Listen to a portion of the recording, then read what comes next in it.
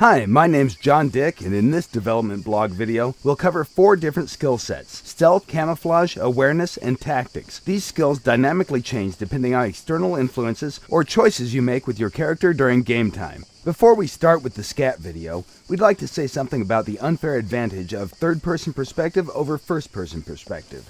In the current video, we've recreated the worst-case scenario that players can experience in all third-person shooting games today. Not only that TPP is unfair over FPP, it's unfair in general since players on elevated positions have a huge advantage over other players. So far, there's no game that has provided a solution for this problem. Some games do offer split servers depending on the view, but in our opinion, that's kinda lame.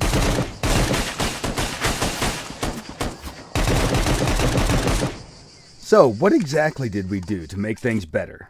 In SCUM, everything you experience is a projection of what your character experiences in the game. No matter which view you prefer, you will not be able to see things if your character doesn't see them or feel them. This means if you want to see behind the wall, you'll have to take a peek and risk compromising your position. The moment you take a look, your character's awareness will kick in. What will be shown to you on the screen is a result of complex equations that involve your character's awareness and tactic skill versus the enemy's stealth and camouflage skills. The red outlines representing that tactic skill have been activated also. Notice that it works for both first-person and third-person perspective. Once tactics time expires, you'll lose information about the enemy's position. The only way to get it again is to take another look. Okay, let's cover the tactics skill first. Tactics is linked with the intelligence attribute and represents the ability to predict trajectories of objects in 3D space. Imagine you're looking through the window and notice a car slowing down at the crossroad with a left turn signal turned on. Even if you stop looking at that car, you'll have a rough idea about its trajectory. In the video, the character on the right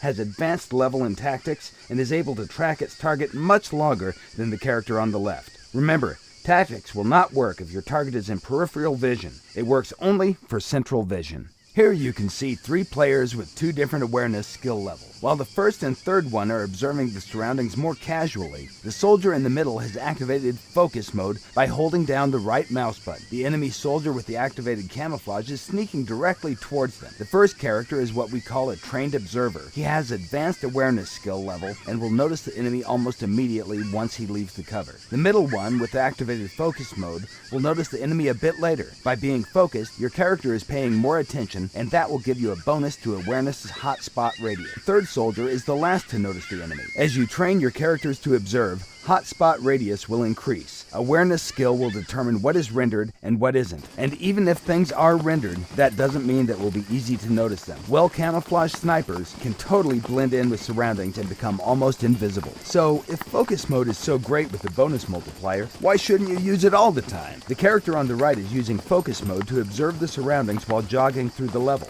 His stamina is dropping slightly faster than the stamina of the character on the left. The influence of the focus mode is really small, but still, if you combine all the other factors that impact your character's performance, it may be crucial in life and death situations. Awareness is defined by 2 factors, hotspot radius and fall-off radius. If the camouflaged objects are farther away and out of fall-off radius, your character will not be able to see them, unless he has some sort of magnification, for example, a sniper rifle. All magnifying devices automatically add bonuses to hotspot and fall-off, making it easier for you to notice things at higher distances. Looking through the scope also automatically activates the focus mode. Awareness is not only useful in combat situations, it also provides you with benefits when you're searching for useful items like food or gear. If you use focus mode, awareness will highlight the items within your spot radius. This will help you to see them from a distance, which is especially useful for smaller items. Characters with low awareness skill will have to come closer to detect the same items. During the nighttime, awareness spot radius is significantly reduced. Unless you find some kind of night vision device, you'll not be able to detect things with the same efficiency as during the day. A higher level of awareness will give you some additional benefits, such as the ability to detect imminent dangers. It won't work 100% of the time, but when you get notified, be sure to react swiftly, or you may lose your life.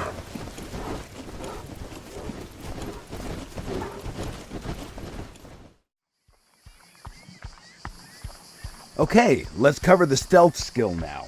The stealth skill is linked with the dexterity attribute, but it also depends on other factors.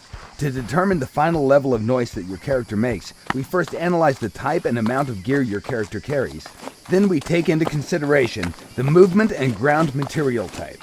This is the starting point of the noise level calculations.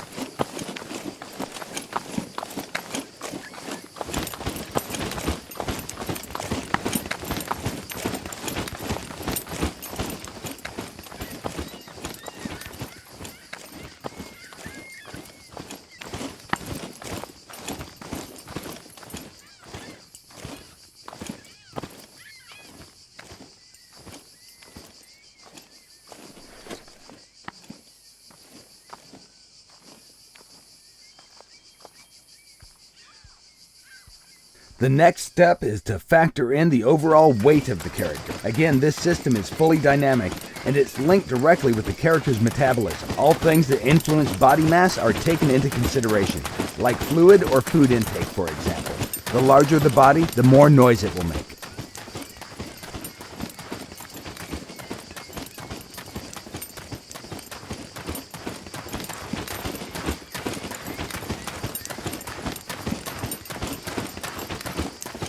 Finally, the last thing taken into consideration is actual stealth skill level. The higher the skill, the better you silence the noise that your character makes.